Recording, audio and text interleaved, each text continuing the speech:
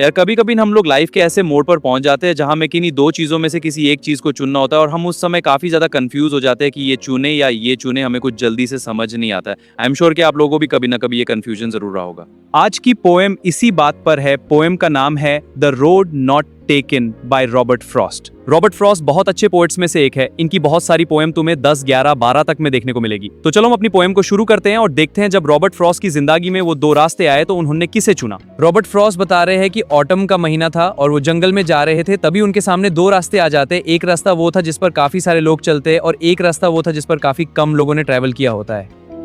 यार मैं दोनों रास्तों पर तो नहीं चल सकता हूं, किसी एक रास्ते को मुझे चुनना होगा। फ्रॉस्ट उस जगह पर काफी देर तक खड़े रहते और सोचते और अपने आप से कहते हैं कि क्या करूं, पुरानी राह पर लौट जाऊं या नई राह चुनूं? नई राह चुनना होगा, भले या निश्चित हो।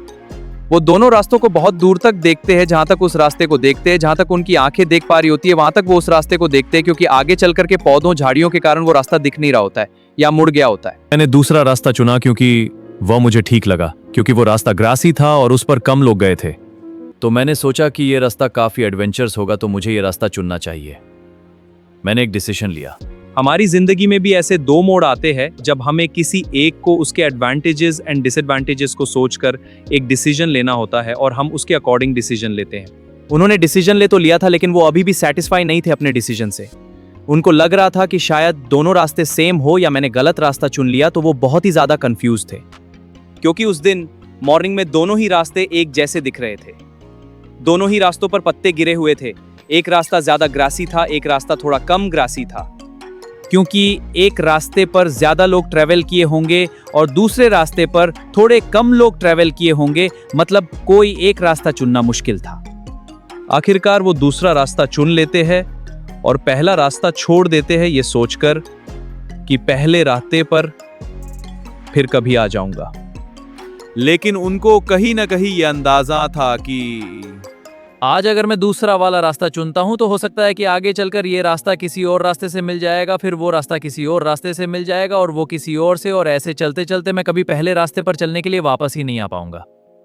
फिर वो बताते हैं हाँ ठीक है, जो होगा वो देख लेंगे। आगे चलकर मैं एक लंबी सांस लूंगा और अपने बच्चों को बताऊंगा मैंने ये रास्ता चुना था और ये रास्ता चुनने से आज देखो कि मेरे जीवन में क्या क्या असर पड़ा है, ये हो गया है। मतलब आगे चलकर जब उनकी एज हो जाएगी तो वो अपने बच्चों को बताएंगे कि मेरे सामने दो रास्ते आए थे और मैंने उसमें से वो रास्ता चुना जिस पर काफी कम लोगों ने ट्रैवल किया था, और आज उसी एक कारण से मैं इस जगह पर हूं। हो सकता था कि पहला रास्ता चुनता तो शायद आज की सिचुएशन से काफी अलग सिचुएशन होती मेरी। इन पूरी पोएम का मतलब यही है कि अगर हम सही ऑप्शन नहीं चुनते हैं तो फ्यूचर में पछताना पड़ सकता है। और अगर आपको ये पूरी पोएम और ये वीडियो पसंद आया हो तो please like, share, follow, subscribe जरूर करें। मिलते हैं अगली एक मजेदार वीडियो के साथ। Till then signing off. Thank you.